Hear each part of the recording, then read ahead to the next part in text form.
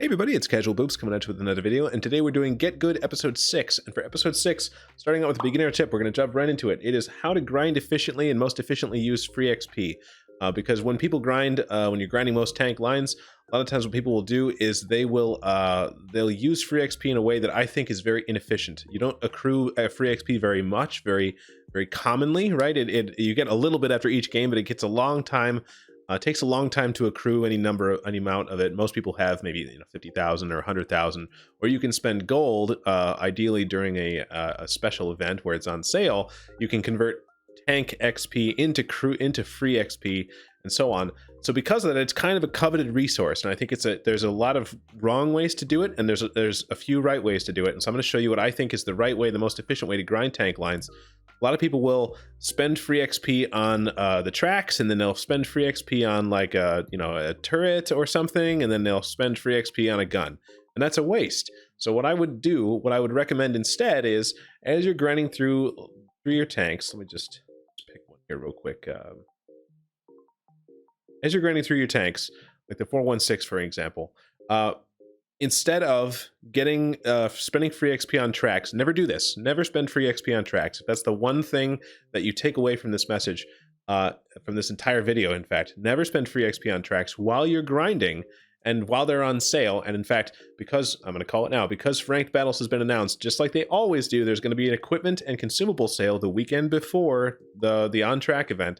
I'm going to release this on Thursday, January 6th, tonight when I'm finished with this, and that means tomorrow, I'm going to tell the future, it's going to be tomorrow or possibly next weekend, there will be an equipment consumable sale. Use that time to stock up on Improved Hardening, the Improved Hardening equipment.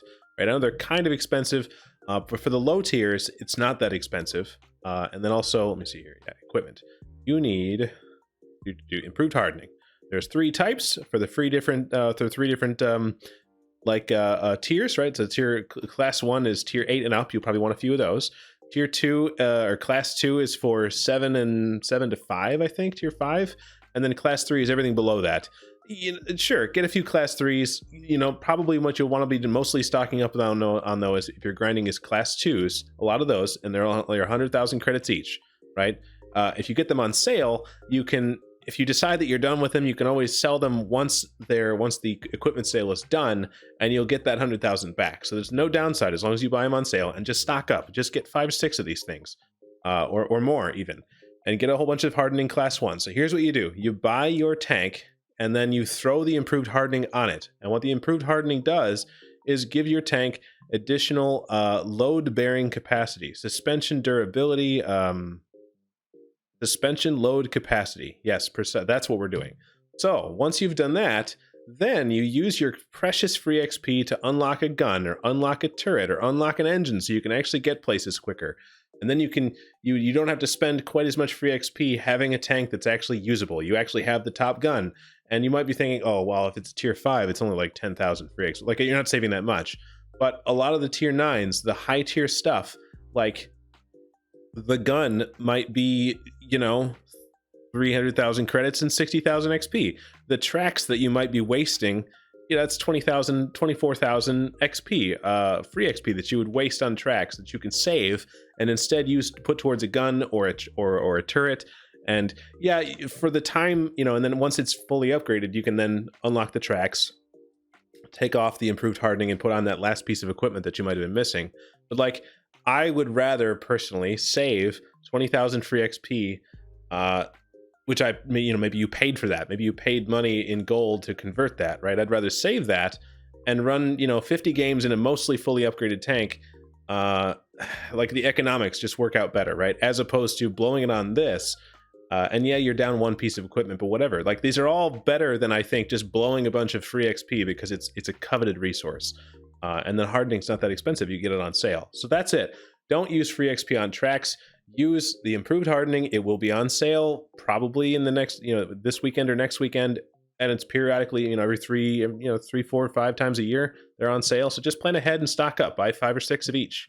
Okay, so that's that.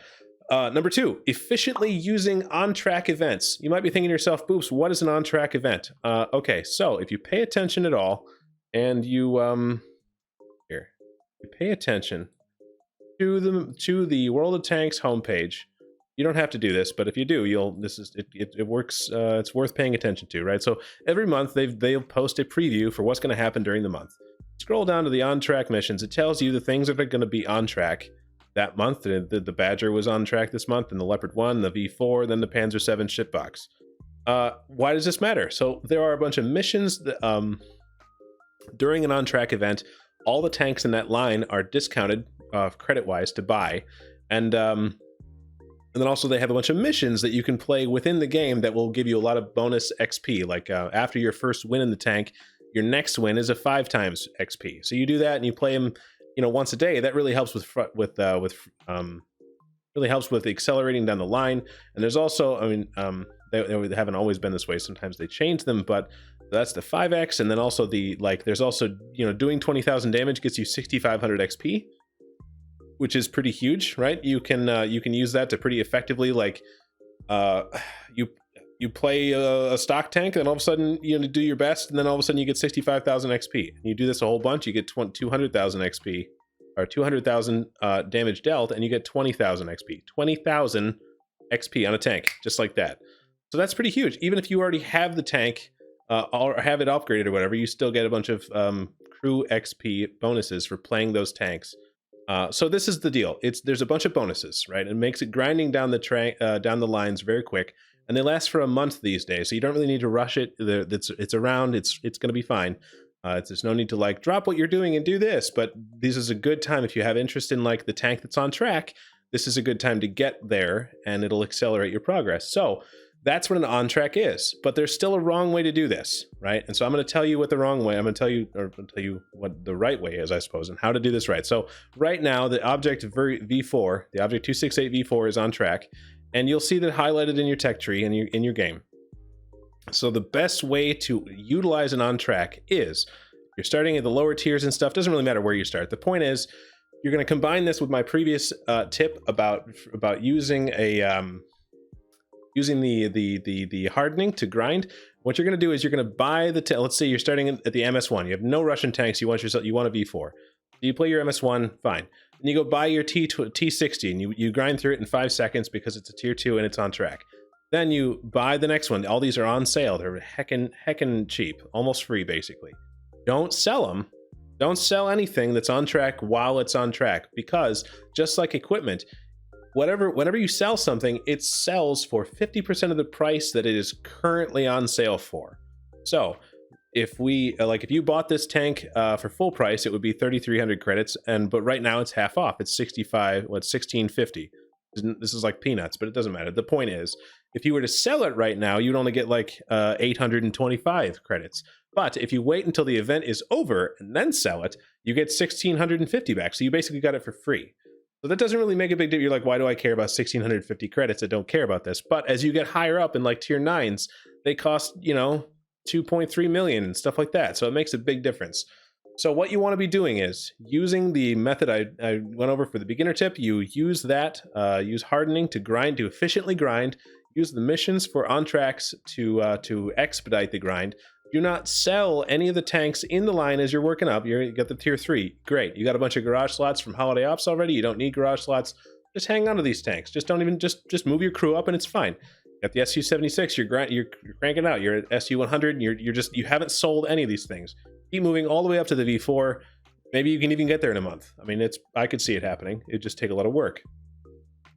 And then you only sell the tanks that you don't want afterwards, after the event is over, because then you will have maximized your credit potential, right? Like right now, you can buy an SU-101 for 30% off, right? And then when it goes back to full price, you'll sell it for half, so you'll only have lost 20% of the credits that it actually costs, as opposed to normally you would lose 50%. When you buy it at full price and then sell it at full price, you lose half. So this way you only lose 20%. So there you go. There's your min-maxing. That is the best way to maximize the efficiency of using an on-track event. Play the tanks, do the damage, grind out, but don't sell things when they're on sale. Okay, so that's the thing. The advanced tip is going to be using the diagonal reticle and advanced hit indicators to blind fire things. And I will give credit where credit is due. I actually learned this tip from TruVooDoo. is another community contributor, very good player, much better than me, much more knowledgeable. Puts out some very good stuff. So I'll link his thing in the description, his channel. But he actually I learned this from watching his videos, and I'm going to regurgitate it for you now because I think if you're only watching my stuff, you will otherwise miss it. So here it is. But basically the first thing you need to do is go to your settings and you go to the reticle. And in the reticle, you'll have arcade and sniper. Those are the two important ones. And the indicator is you have several different options. You can see that they're dashed, horizontal, radial. I don't know. The one you want, though, is the diagonal because it gives you this line that's straight vertical. That's very important. You do the same thing for sniper, right? You can have this sniper view that looks funny and looks like that. And you can have this one.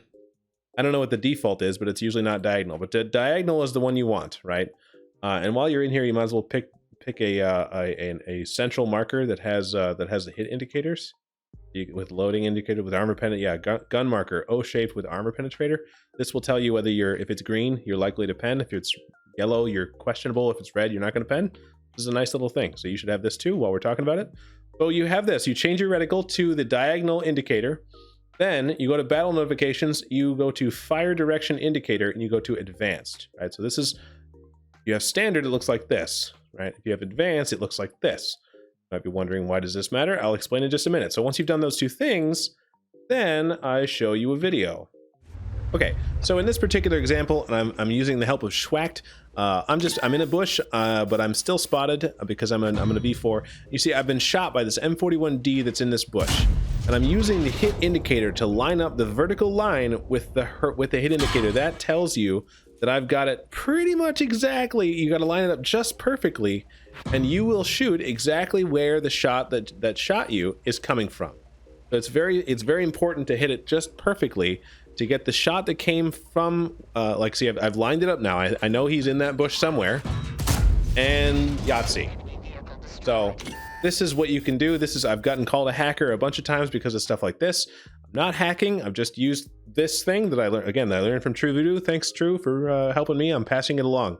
And this is also, I'll take this message to say that if you're in a bush, if you're shooting someone, do not sit still, right? I mean, I Schwacked this for my benefit so I could help show you guys. But if you are in that position where you're spotting something and it's looking right at you and you're in that bush, even though you're not spotted, fucking move. Don't sit right in that same spot and let him use this, let the enemy tanks use their aiming reticles, use this tip that I'm showing you against you, right? So if you're going to shoot somebody, you need to be moving back and forth in the bush or just, I don't know, just not in the same spot so they can't blind fire you. So that is the advanced tip. And yeah, we'll see you in the next one, guys. Thanks. All right, bye.